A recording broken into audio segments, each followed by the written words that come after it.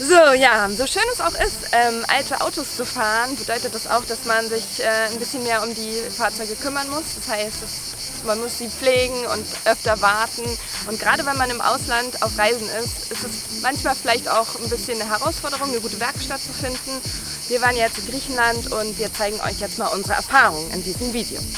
So, wir sind hier bei Kostas in der Werkstatt, das ist in der Nähe von Nafplio und der ist spezialisiert auf Dydos, unter anderem auf Dydos, und der hat ganz viele Ersatzteile von Dydos, hat dafür schon ganz viel rumgeschraubt und bei dem lassen wir uns jetzt die Bremsbeläge aufmieten. Hier sind wir im kleinen Dydo-Schlaraffenland, hier haben wir zweimal ein OM314, da hinten steht sogar ein OM352, hier sind Dydo-Getriebe, hier ist eine Dydo-Hinterachse und hier liegen noch weitere Hinter- und Vorderachsen und Kühler und Teile und der ist echt gut ausgestattet. Der Dydo hier hat eine Servolenkung und insgeheim suche ich die ganze Zeit nach einer Motorstaubremse oder am liebsten einer Servolenkung, die ich aus irgendeinem Schlachter-Dydo in Griechenland kriege und bei uns einbauen kann. Und hier sieht man halt einen Servobehälter und eine Servopumpe und dazu braucht man eine ganz schön viel Peripherie, die man noch mit abschrauben muss und das Lenkgetriebe.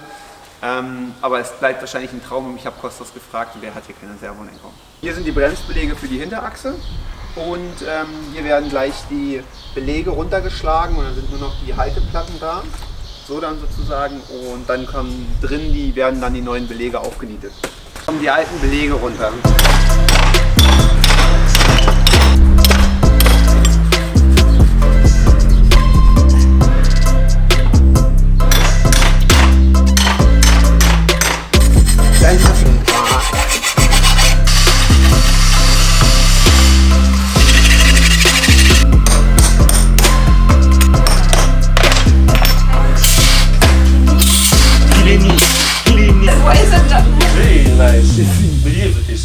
Yes? Yes, of course. Guarantee is really nice. Number one. Yeah, but they're not so. Why you say this? Because it's not so nice scented, you know? Actually, they should be a little bit more. They color transparent. Bzz, bzz. Yeah, no, this is not the issue. Ja, nochmal als kurzes Feedback zu der Werkstatt von Costa. Die Nieten, die er gesetzt hat, die haben mir nicht ganz so gut gefallen, weil die nicht so richtig schön aufgespreizt waren. Und die waren eher so gepresst. Wahrscheinlich wird der Bremsbelag trotzdem auf der Trägerplatte sehr gut halten, aber es sah halt einfach nicht so vorbildlich aus. Es schien aber so, als hätte er viel Erfahrung, also würde ich davon ausgehen, dass es in Ordnung ist. Und wie wir die Belege runtergenommen haben von den Trägerplatten, das haben wir halt einfach mit einem Flachmeißel gemacht und die runtergeschlagen und damit weitet man ein bisschen die Löcher auf der Trägerplatte und ich glaube, eleganter wäre es, wenn wir sie ausgebohrt hätten. Nichtsdestotrotz wird das aller Wahrscheinlichkeit nach halten und wenn wir dann die Bremsen eines Tages machen müssen, dann so in Ordnung sein.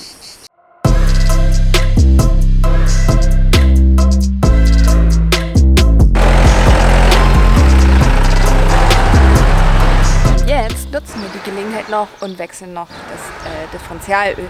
Wir haben ja in Albanien uns die Diff-Klappe abgefahren, als wir uns da im Schlamm festgefahren hatten. Und seitdem haben wir nicht das richtige Differentialöl drin und das wechseln wir jetzt heute auch nochmal.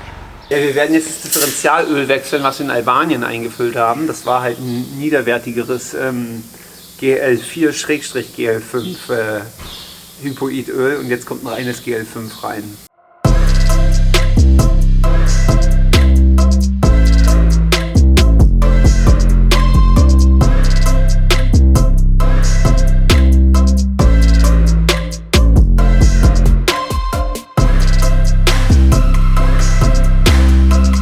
Ja, fertig. Ist auch schon neues Öl drin? Ja.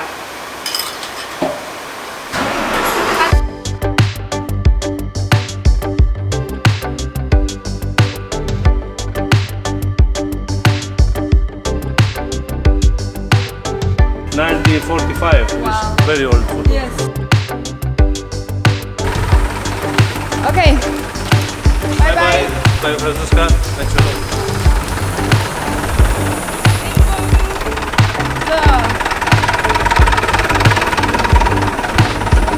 Das war jetzt ein unerwarteter Servicetag, Ja. aber ziemlich erfolgreich. Und jetzt geht's weiter nach Korinth. So, Mittagspause am Straßenrand. Trucker Stop. Ja. Katina. Was haben wir uns bestellt? Souvlaki ein Würstchen, ein bisschen Pommes, Tzatziki, nur das Beste. Risto? Guck, hier ist das Würstchen. Ah ja, okay, geil. Na gut. Das sieht aber lecker aus. Risto. So. Und hier noch so ein Souvlaki-Sandwich. Ist besser als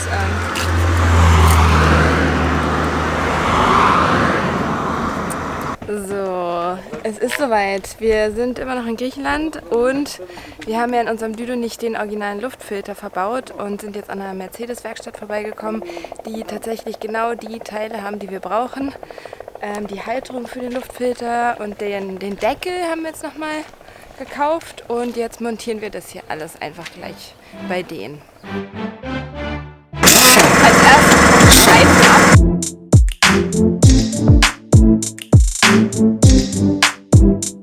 Als wir damals den Motorumbau gemacht haben, war bei uns ein Papierfilter eingebaut und kein Original-Ölluftfilter und jetzt bauen wir wieder auf den Original-Ölluftfilter um. Und dazu haben wir jetzt hier in Griechenland das Gehäuse gefunden, die ganzen Schläuche und den Filter und den Halter für den Rahmen und das bauen wir jetzt hier an.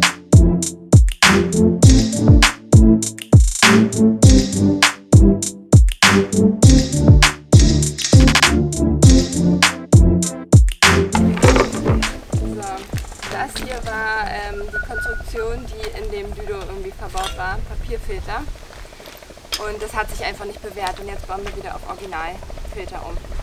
Problematisch war es bei dem Luftfilter, der in unserem Düdo ursprünglich verbaut war, dass die Luftansaugung im Radkasten sich befand und da ist immer sehr viel Dreck, Staub und so reingekommen und es hat sich einfach wahnsinnig schnell zugesetzt. Damit hatten wir zum Beispiel Probleme, als wir in der Sahara unterwegs waren und man musste den Luftfilter einfach ziemlich oft wechseln. Man konnte die Luftansaugung auch relativ schlecht umbauen aufgrund der Geometrie des Filters. Den neuen Filter, also den Originalfilter, den wir jetzt verbaut haben, den können wir aber in der Zukunft eventuell auch nochmal auf Papierfilter umbauen.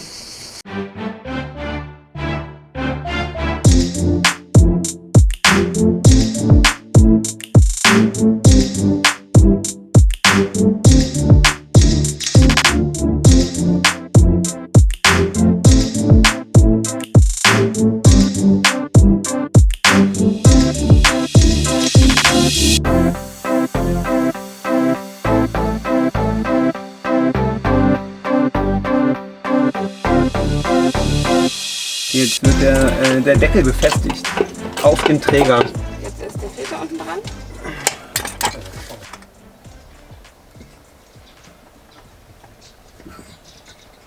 Ja, okay. Okay. Schon wieder ist der Filter. Stopp.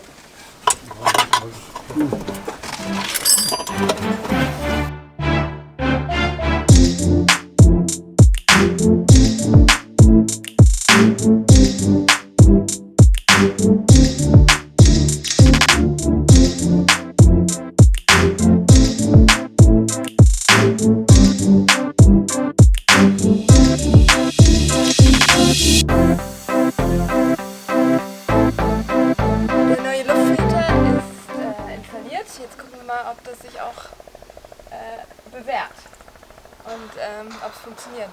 Wir wollten das ja eigentlich alles selber machen und jetzt haben sich die zwei Jungs hier so eingemischt. Das hat uns irgendwie nicht so gefallen, aber es ist wahrscheinlich auch schwierig, das irgendwie in einer fremden Werkstatt selbst zu machen. Aber beim nächsten Mal sind wir schlauer, da machen wir es einfach selber und halt irgendwo am Straßenrand oder so. Genau. Und jetzt machen wir noch einen Ölwechsel und dann sind wir wieder ready to go. So, we are back on the road. Ja, Luftfilter auf Ölbackfilter umgebaut, fertig. Hat gute 2 Stunden gedauert, würde ich sagen. Und jetzt geht's Richtung Olymp. Genau. Jetzt noch als kurzes Fazit zu griechischen Werkstätten, wie uns das so vorgekommen ist. Zum einen ist sehr lobenswert, die haben tatsächlich noch häufiger, wenn man ein bisschen sucht, Düdo-Teile und Teile für alte Mercedes-Busse auf Lager. Man sieht halt auch viele Mercedes einfach am Straßenrand, dementsprechend ist man da besser aufgehoben als in Deutschland. Allerdings sind die Teile nicht so gut im Zustand, also man sieht denen häufig ein sehr starkes oder eine lange Nutzungsdauer an. Dennoch sind griechische Werkstätten sehr günstig. und sie helfen einem in der Regel immer sofort. Das heißt, wenn man hinkommt, man hat ein Problem, dann wird man nicht irgendwie auf ein paar Tage vertröstet, sondern sie fangen eigentlich in der Regel ziemlich bald mit der Arbeit an, wenn man was hat. Und was uns noch aufgefallen ist, sie achten nicht so auf Korrosionsschutz. Also wenn man dann irgendwelche gebrauchten Teile kriegt, die sind schon stark gerostet und wir würden vielleicht die noch entrosten und lackieren oder ein bisschen Rostschutz auftragen, das passiert natürlich in Griechenland nicht. Ja, eine Erfahrung können wir vielleicht noch mit euch teilen, und zwar bezüglich der Preispolitik. Bei dem Luftfilter haben wir vorher schon zweimal eingefunden und die wollten dann halt ungefähr 130 € für den haben. Und das fanden wir einfach zu viel. Das ist ganz gut, wenn man so eine ungefähre Preisvorstellung davon hat, was es in Deutschland kosten würde. Also wenigstens das Material. Die Arbeitspreise sind ja hier wesentlich günstiger. Und letztendlich haben wir dann 50 € inklusive Einbau bezahlt, was völlig in Ordnung ist. Aber im Großen und Ganzen waren wir sehr zufrieden mit den Werkstätten hier.